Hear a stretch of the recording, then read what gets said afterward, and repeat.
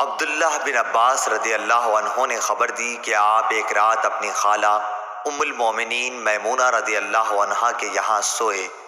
آپ رضی اللہ تعالی عنہ نے کہا کہ میں بستر کے عرض میں لیٹ گیا اور رسول اللہ صلی اللہ علیہ وسلم اور آپ صلی اللہ علیہ وسلم کی بیوی لمبائی میں لیٹیں۔ آپ صلی اللہ علیہ وسلم سو گئے۔ جب آدھی رات گزر گئی یا اس کے لگ بھگ تو آپ صلی اللہ علیہ وسلم بیدار ہوئے۔ نیند کے اثر کو چہرے مبارک پر ہاتھ پھیر کر آپ نے دور کیا۔ اس کے بعد آل عمران کی 10 آیتیں پڑھیں۔ پھر ایک پرانی مشک پانی کی بھری ہوئی لٹک رہی تھی۔ آپ صلی اللہ علیہ وسلم اس کے پاس گئے اور اچھی طرح وضو کیا اور نماز کے لیے کھڑے ہو گئے۔ میں نے بھی ایسا ہی کیا۔ آپ صلی اللہ علیہ وسلم پیار سے اپنا داہنا ہاتھ میرے سر رکھ کر اور میرا کان پکڑ کر اسے ملنے لگے۔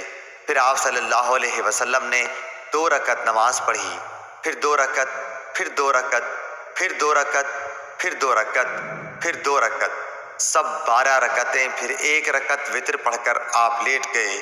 یہاں تک کہ مؤذن صبح صادق کی اطلاع دینے آیا تو آپ صلی اللہ علیہ وسلم نے پھر کھڑے ہو کر 2 رکعت سنت نماز پڑھی، پھر باہر تشریف لائے اور صبح کی نماز پڑھائی۔ صحیح بخاری حدیث نمبر 992۔